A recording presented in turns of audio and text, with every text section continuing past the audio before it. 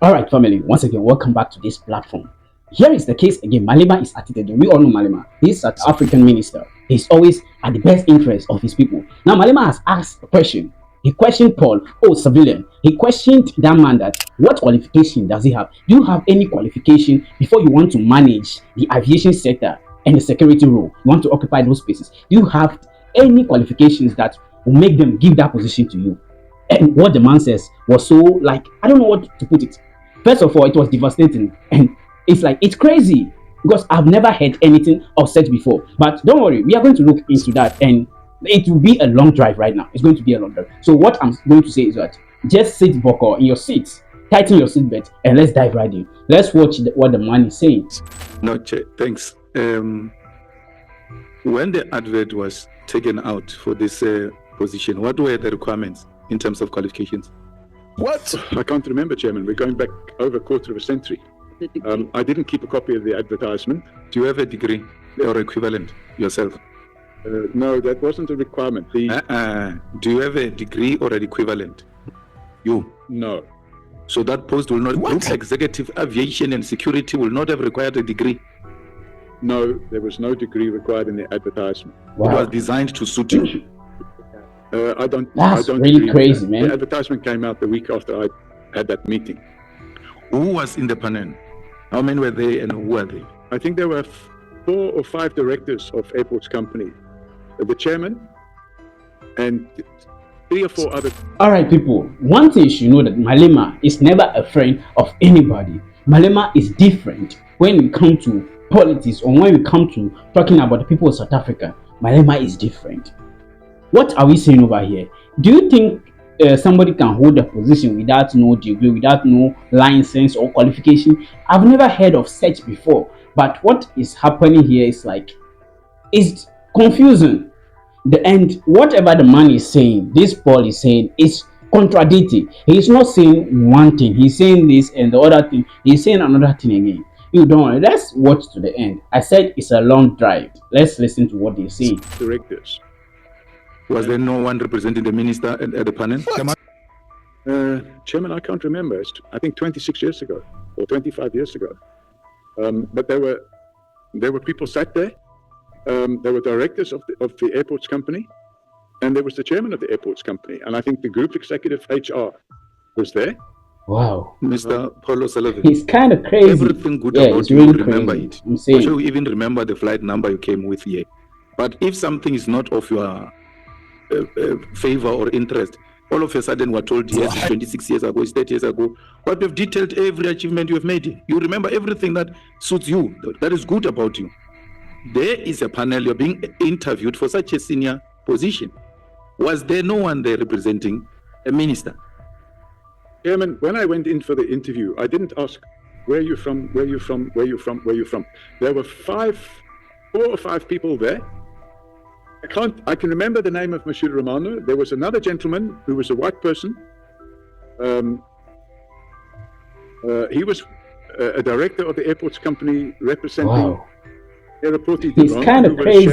Yeah, it's really crazy. To my knowledge, there was somebody there, but I don't remember who was representing the other shareholder, which was the government of South Africa. And then there was the HR director. Did you have any qualification or any practical experience that has to do with aviation? I've been a pilot for 40 years and been a pilot for 40 years. For 40 years? Yes. So you are a qualified pilot? 40 years. I'm asking, are you a qualified pilot? I've been a qualified pilot for 40 years. You went to school to be a pilot? Yes. I own my own aircraft. I live that. I that understand. But school, because those people of pilots go to school and then they have to do some hours. Have you done all of that? I've done all of that. Wow. And then you had it's kind of crazy. Security experience. Yeah, it's really crazy. Because it's aviation and security. I have that experience. I went on a course in the United States to learn specifically about aviation security because I wanted to understand. There's an organization called ICAO, which is the International Civil Aviation Organization. And they have a training center where they train people and they qualify them as aviation security specialists. So will you be able to give us a certificate of that aviation security that you went to America for, if I can, and your pilot certificate? I can show you my pilot's license right now. No, not license, school. Where you attended school, obvious, when you finish, they give you a qualification. Will you attach it? Will we get it tomorrow? If I can, what do you mean if tomorrow? If I can find it?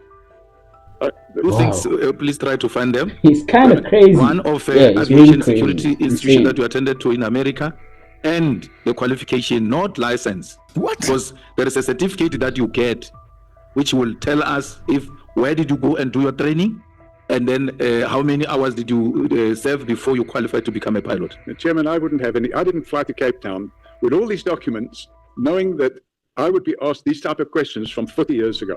The reality of the situation is, and there is my pilot's license. I have a pilot's license. I didn't buy it on the street corner. I did my training. I have my own aircraft. I fly my own aircraft on a regular basis.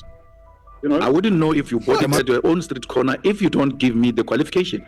The ticket doesn't say anything. When it comes to academic qualifications, that ticket you are showing me doesn't mean anything. I want certified It's kind of documents crazy. that come really from crazy. a recognizable Insane. institution that confirms that you went training to become a pilot and you passed the certain levels of the requirements, and the institution in America to check if that institution is recognizable institution and its qualification is recognizable. Wow. And we need both, even if it's not tomorrow, Chair.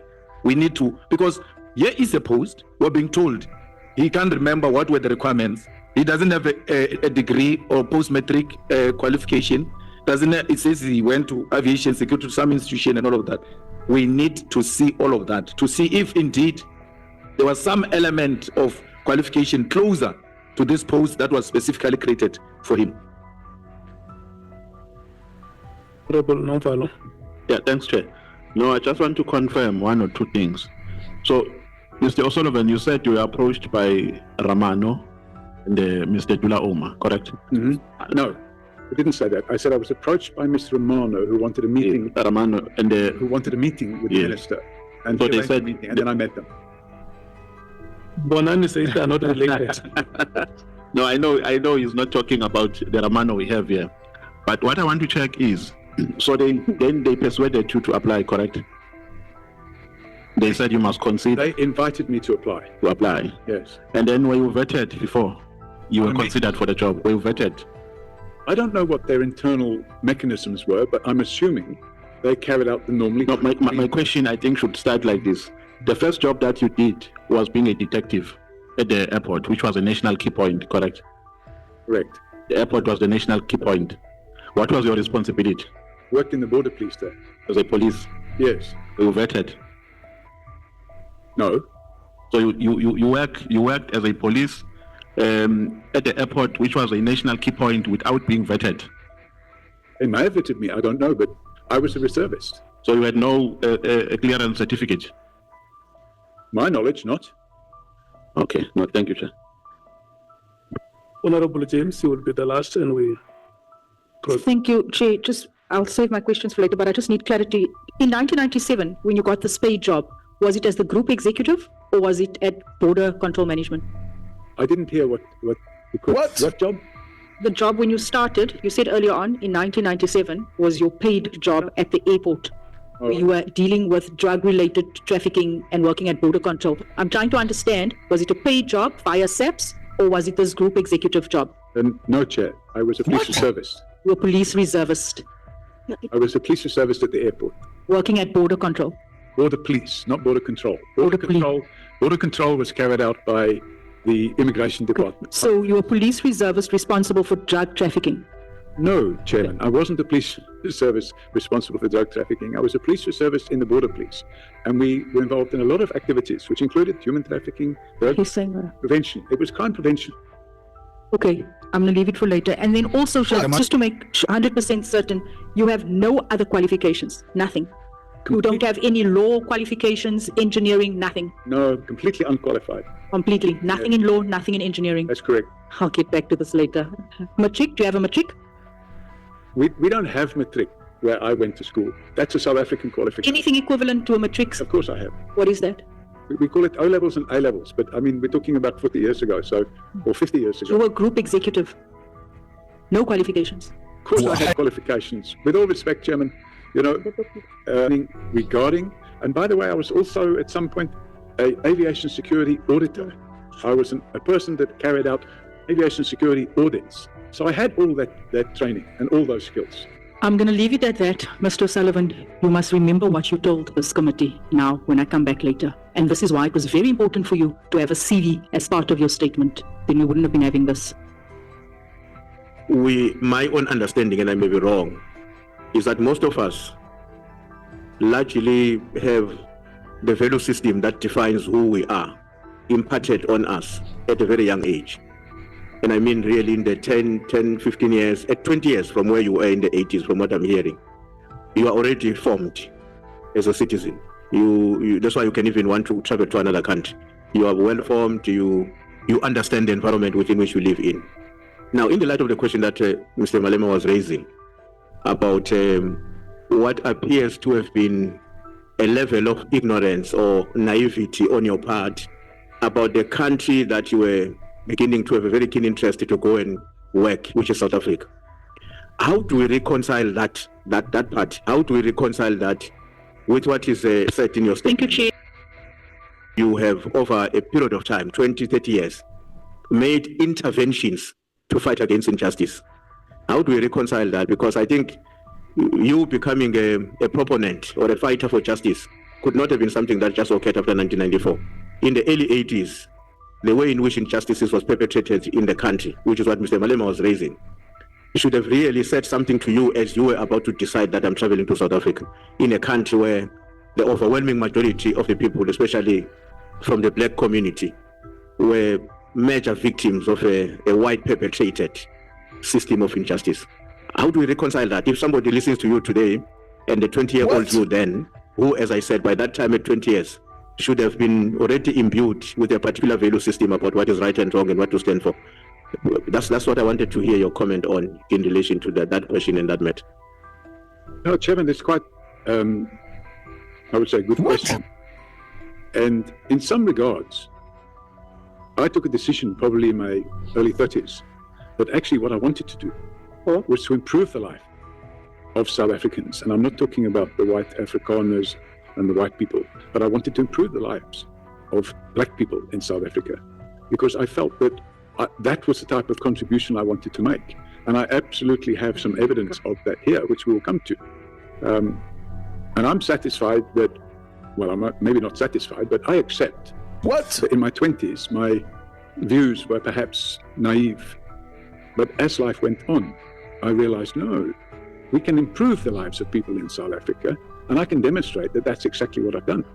And I don't want to take away from the evidence leaders, but we'll come to that at some point in time.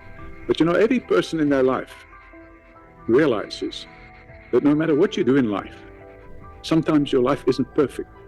Sometimes what you do, you think, maybe I shouldn't have done that. Or maybe I shouldn't have felt that way. Maybe I shouldn't have done that. Or maybe I shouldn't have done that. But you can't change history, but you can change the future. And what I do with my life, certainly over the last 36 years, is I've tried to make South Africa a better country for all its people, especially the previously disadvantaged people. And in that regard, I can demonstrate that I spend a lot of my time and energy and my own personal money in doing that.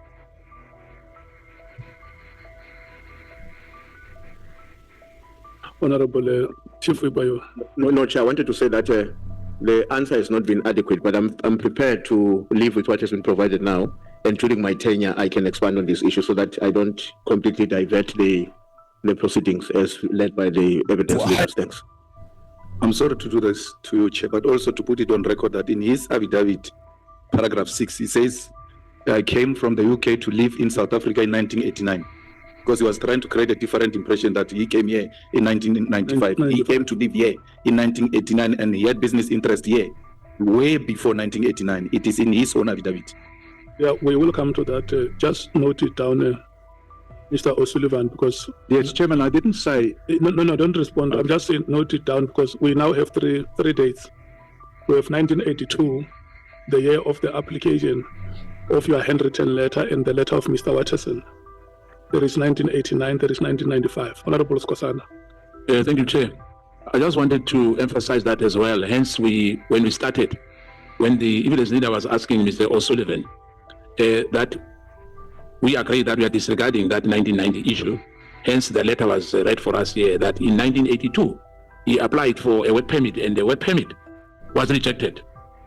And I just wanted to remind him quickly that you remember that, you know, your friend who was an MP, Mr. Watson, what you said just now is contrary to what when he made an application trying to help you to get a work permit in this country, for you to, in fact, a permanent resident, for you to settle permanent in South Africa, that he said that we are the most educated, intelligent, and a very conservative political attitude which you can add to white community in this country.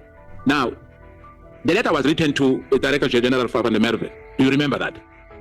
Chairman, I think I've made it clear earlier during intense questioning by the evidence leader that I saw this letter for the very first time the other day. Yes, but you agree that the letter is legit? The letter is what? Is legit. Legitimate.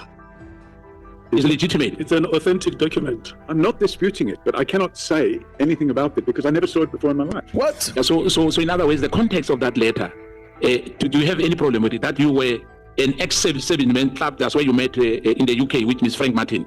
When I saw the letter, I never recalled this fellow Waterson, never. When I saw the letter, I immediately raised it with Advocate Kise, and I said, oh, somebody showed me this, but I didn't have a copy of it to show her. And I said, oh, this is probably going to come up. No, thank you, Chair. When our time comes, we will really transverse on these matters, because really they are very important. You know, we can't be misled. And I mean, Mr. O'Sullivan knows exactly what we are talking about here. Since 1982, not 1997 or 1996 or 1990. Thank you. Honorable Skosana, Mr. Paul O'Sullivan, he asked you whether you are happy with the motivation that is made in that letter for you to get a permanent residence. There is a motivation that you are educated, you are intelligent, you are a conservative, and you are an ex-service officer. You can be very useful to the white community of this country. Yeah. Are you happy with that motivation? No, Chairman. Okay. Honorable Ngola. No, Chair, I was actually coming to the very same point that I find the evidence by the witness very much gravely contradictory. You would have made an example of the 1982 thingy, and amidst that, he completely lost his memory when asked and pressed on the issue of the citizenship. When pressed by the evidence leader, I then moved on and spoke about 1987 November. In paragraph 6 is 1989. Then when asked by Advocate Mkhize, it's now 1994 and 1995. So I think it suffices that we follow up that process we said we'll undergo, because if we take what has been argued before us, it's gravely contradictory, and it actually puts a particular image about the credibility of the witness in front of us. But I think we'll endure and try to get to the bottom of it. Thank you very much. Chairman, I can respond immediately to that. I never said in my affidavit that I became a citizen in 1989. I applied for permanent residence. I only got my citizenship in 1995. And I probably didn't bother putting that in the affidavit, or I forgot to put it in the affidavit, but I can assure you I was a permanent resident. I never became a citizen in 1989. I never had a South African passport until 1995. Chair, maybe let's take Mr. O'Sullivan on what he has written in his affidavit. The English here is very simple. In 1989, due to my investment in property, I successfully applied for permanent residence as a person of independent means. Successfully applied. That's what the English in your affidavit is saying. For permanent residence. Not for citizenship. For permanent residence. There's a big difference between the two. When you get your ID book, Chairman, your last 3 digits in the ID book, if you're permanent resident, it's my ID number then ended in 185. It now ends in 085 because I'm a citizen.